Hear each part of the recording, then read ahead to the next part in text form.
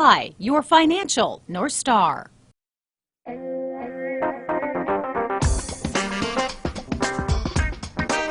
right, welcome back. Once again, we are live here this morning at AFI Advisors in Kingsport, joined again by Peter Raber, president of AFI Advisors. And Peter, thanks for having us out. Always fun. We've tackled a lot of very serious questions, and you know, money is usually very serious business, but we're having a little fun this morning. Fun is always more fun. I like to kind of say it that way, but no, absolutely. There's a fun side, but you know, you got to have the good and the bad. So yeah, so we're learning some things today, and important things. These are questions that you get. You were saying usually at the end, after you've tackled all the big stuff, right, they come and say, hey, by the way.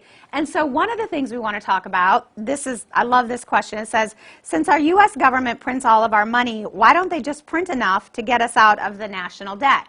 Which I will say, a lot of times we'll get that, especially from like kids like in junior high when they're kind of learning about the whole process. It's like, well, if we make it anyway, why don't we just make more? Right. It's the magic wand answer. You know, if I could just magic it away, what would happen? The reality is there's nothing stopping us from doing exactly what that is. Yeah, we could print $30 trillion, which is our current national debt, pay off all of our debts, and be debt-free. The problem really then is exactly what we've seen this year is inflation.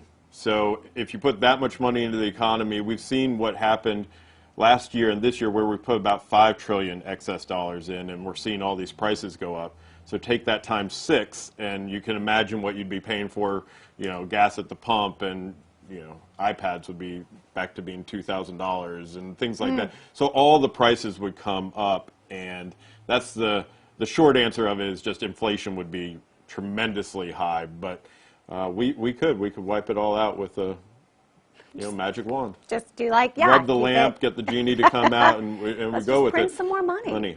And like you said, and then you talk about the value of everything and the value of that U.S. dollar, and you can see there's people above my pay grade making those decisions of how much money needs to be in the economy. Right. So if we've got too much, prices come up, and that's why we're seeing interest rates starting to head higher and everything else to actually cool this exact same problem down. So if we all of a sudden put $30 trillion into the economy, it would be detrimental. So, you know, you start to think about things like Zimbabwe and other places with rampant hyperinflation. Because the only thing that makes a dollar worth a dollar is the fact that you say it's worth a dollar and I agree with you. So if we can't agree as a world that our dollar's still worth something, then we've got bigger problems. Yep. All right, our next question, where did the term Wall Street come from? Wall Street.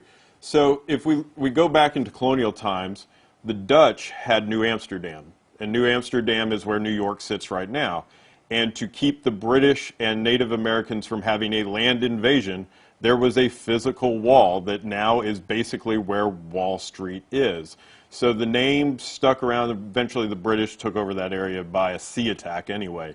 And the wall stayed there, and then eventually the wall came down, Manhattan opened up. But there was a physical wall where Wall Street is. Because a lot of times we'll talk about Wall Street versus Main Street, and people just assume, you know, money versus, you know, everyday people.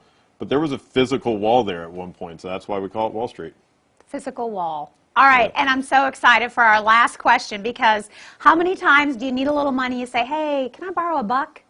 A buck. And there's actually a story behind the buck. There's a story behind the buck, too. So same thing. We're going to go back colonial times. Regionally for us, a buck, a male deer, you know, we're trading buck skins. Other parts of the country, maybe, you know, that reference isn't as clear. I remember going to the Natural History Museum in New York, and there was a cow there, and people were like, oh, wow, a cow. You know, but we're like, saw it as I drove into work.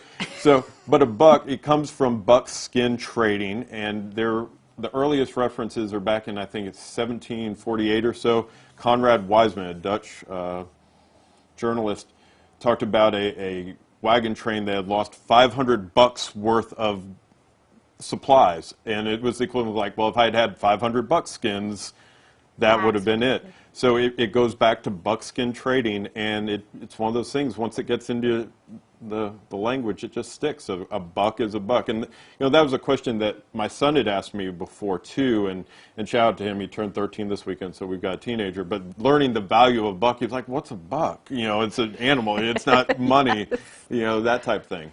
And I just thought it was just a clever way of being quick and saying it fast. Fast, But yeah. now you know. And now we know. So, Peter, thanks so much for having us out. Thanks for answering our questions, having a little fun with us this morning. Absolutely. Thanks for coming.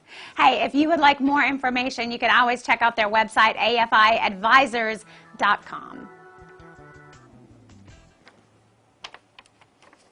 By AFI, your financial North Star.